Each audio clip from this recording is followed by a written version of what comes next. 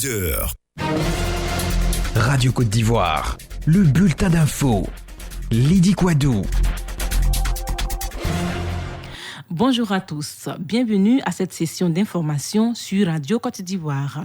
Il existe désormais une charte d'éthique pour les organisateurs des concours de la fonction publique. Cette charte est un document de 14 articles qui vise à instaurer la transparence et l'équité dans les concours d'entrée à la fonction publique. Cette nouvelle politique va aider à combattre la fraude et à assainir l'administration ivoirienne. C'est le vœu de Anne-Désirée Ouloto, ministre de la fonction publique. Le premier point est relatif à la sécurisation des sites de composition et au convoyage du matériel technique et du personnel. Et le second point est quant à lui relatif à la sécurisation du convoyage, du stockage des sujets et des copies de composition. Il n'est pas du tout impossible d'organiser des concours administratifs crédibles sans suspicion ni rumeur dans la transparence et l'équité. Les superviseurs généraux, je voudrais saisir l'opportunité de cette tribune pour réitérer mon appel à la responsabilité de tous les intervenants dans la chaîne de l'organisation. Chacun, en ce qui le concerne, devra, dans le cadre de sa mission, veiller au strict respect de la présente charte éthique. Le ministre de l'Hydraulique poursuit sa tournée auprès des ménages pour s'assurer de la bonne exécution du projet Eau pour tous. Mercredi, Laurent Tchagba a visité 2 sous-quartiers d'Abobo, Akiyikwa et Sagbe. Ce projet a permis d'alimenter les populations en eau potable. Heureuses de bénéficier de cette eau, les populations concernées expriment ici leur joie.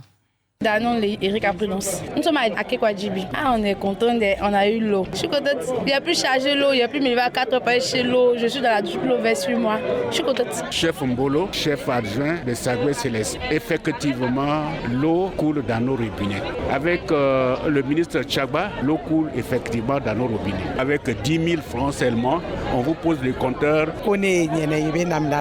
Nous sommes ici à Derera et vraiment, on dit merci au ministre de l'eau. Il nous a donné la source des vies. Sinon, il y a des années passées, vraiment, c'était le déshonneur. Nous, on quittait ici jusqu'au quartier Céleste. Les bébés au dos, déjà à 1 heure, tu vas faire le rang.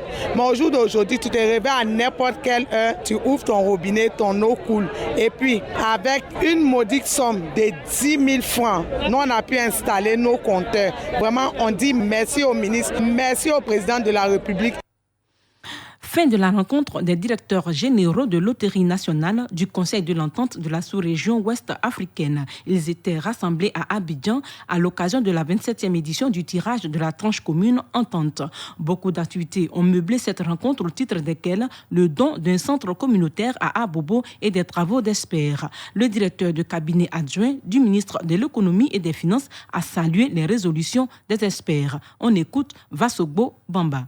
Les échanges d'expériences qui ont meublé vos réflexions seront certainement des catalyseurs de performance pour vos sociétés respectives. Assurément, cette dynamique vertueuse sera un facteur de renforcement des acquis déjà nombreux de la TCE. Je note, par ailleurs, avec satisfaction, l'atmosphère de coopération mutuelle et de franche collaboration dans laquelle se sont déroulés vos travaux. Cette édition de la tranche commune entente offre, encore une fois, l'occasion de se réjouir de la parfaite synergie d'action qui existe entre toutes les loteries nationales du Conseil de l'entente. En atteste le don d'un centre de santé intégré à la commune d'Abobo, précisément au sous-quartier Abbé Bouko 2.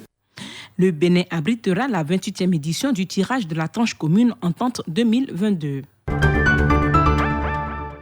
Parlons à présent de la Journée mondiale du cœur qui a été célébrée hier 29 septembre. En Côte d'Ivoire, l'événement s'est tenu à Grand-Bassam autour de plusieurs activités dont des dépistages, des expositions et des débats publics. Le thème de cette journée, prendre soin de son cœur, demande à la population d'utiliser son cœur dans toutes les actions, de prendre de bonnes décisions, de penser différemment, d'agir avec courage. Objectif, combattre les maladies cardiaques, le diabète et les accidents vasculaires cérébraux. Les personnes atteintes d'hypertension ou de diabète sont plus exposées à la COVID-19, a fait savoir le directeur coordonnateur du programme national de lutte contre les maladies métaboliques et non transmissibles, Dr Adwin Katié. Il faut encourager la population à être plus active, faire de l'exercice physique de façon régulière. Il y a les facteurs alimentaires alimentation saine, consommer régulièrement des fruits et légumes, mais surtout la consommation de sel.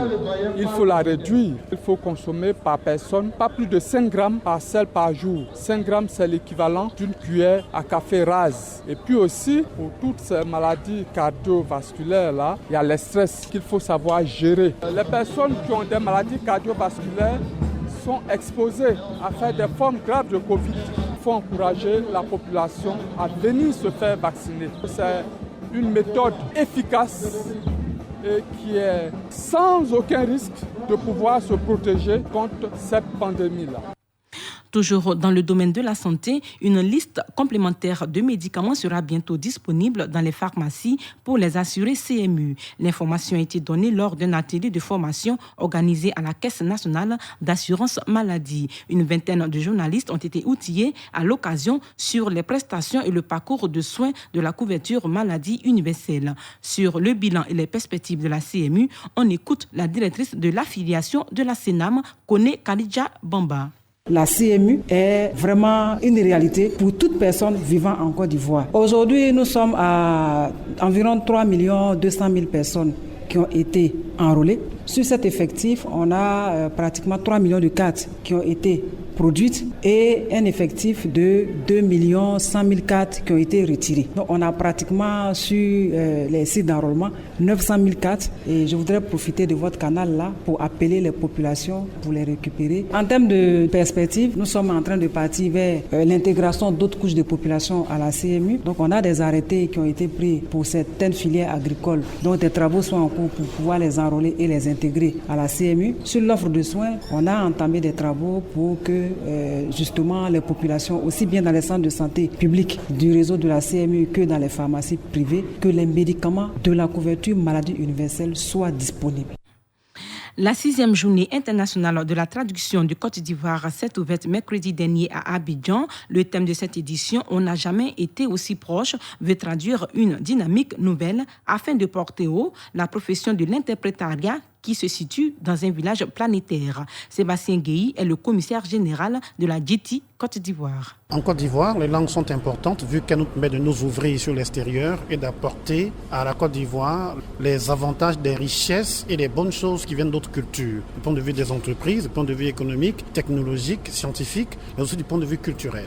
Dans le but de pouvoir développer ce pays parce que le secteur des langues est un secteur qui obéit aussi aux exigences de ce qu'il faut faire de la Côte d'Ivoire un pays qui croît de façon économique et les prestataires des services linguistiques ont besoin de se considérer comme des opérateurs économiques et c'est pour cela que nous pensons que la GTC, qui est désormais un marché qui nous permet de les mettre ensemble, puisse aider à promouvoir ce secteur pour que ceux qui étudient des langues ne soient pas perçus comme des sous-métiers, mais des métiers à part entière, des métiers qui sont capables de les hisser à des niveaux de performance. Les entreprises de traduction recrutent bien des traducteurs, mais recrutent aussi des comptables, des directeurs de veille concurrentielle, des informaticiens. C'est des secteurs qui sont bien, tout à fait utiles pour s'en sortir et c'est un secteur émergent en matière d'emploi.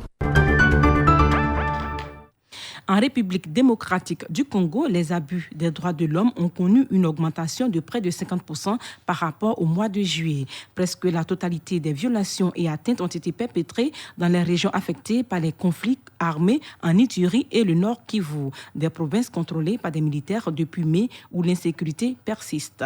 Le rapport du bureau de l'ONU affirme que les forces gouvernementales sont les principaux responsables de ces actes. Et puis, en Tunisie, près de 10 semaines après s'être arrogé des pouvoirs exceptionnels, le président tunisien Kaïs Saïed a nommé mercredi 29 septembre dernier Nadila Bouden Roudamen comme chef du gouvernement. Elle devient ainsi la première femme chef de gouvernement de l'histoire tunisienne. Elle doit désormais tenter de colmater les failles formées par le séisme politique du 25 juillet, date à laquelle le chef d'État tunisien a gelé le Parlement et s'est arrogé des pouvoirs exceptionnels. Fin de ce bulletin. Merci de nous avoir suivis. Prochain rendez-vous, 12h. C'était le bulletin d'info, présenté par Lydie Quadou. Découvrez l'actualité nationale et internationale sur votre radio. Radio Côte d'Ivoire, 88.0. 88.0 Abidjan. 88 FM Abidjan. 24h/24. Radio Côte d'Ivoire. Numéro 1. Numéro 1. Sur l'info. Sur l'info. Et le sport. Radio Côte d'Ivoire, Abidjan, 88.FM. Radio Côte d'Ivoire, Abidjan 88.fm.